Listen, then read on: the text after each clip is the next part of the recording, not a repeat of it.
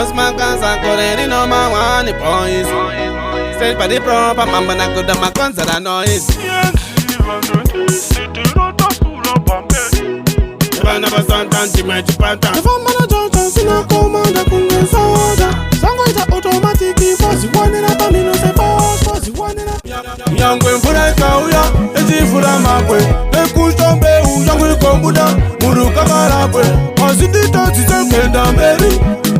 Kendamberry, Kendamberry. Cause I know Tamari automatic. The Aniko want to go and I want to meet a Zizi Kuno. Very by young. Ziri odo itema piko kuno.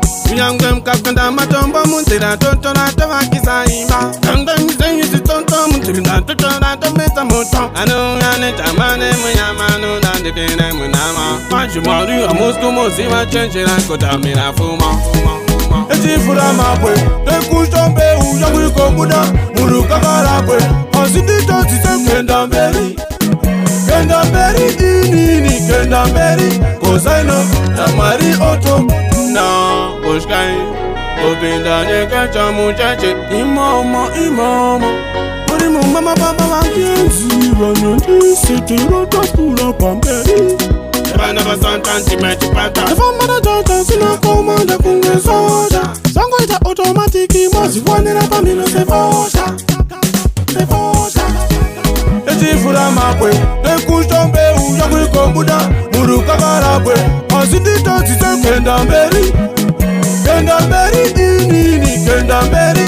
Cause I know Tamari automatic. Ziani go want to go nera want to meet a Zizi Kuno. Very by young, Zizi odo itema piko kuno.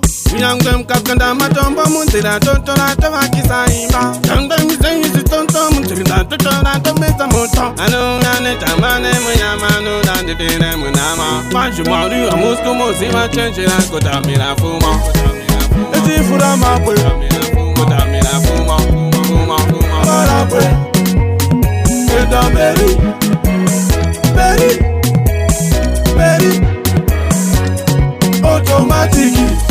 Boss Makaza correct no man want the boys. Straight for the proper man, but I could have my guns that noise.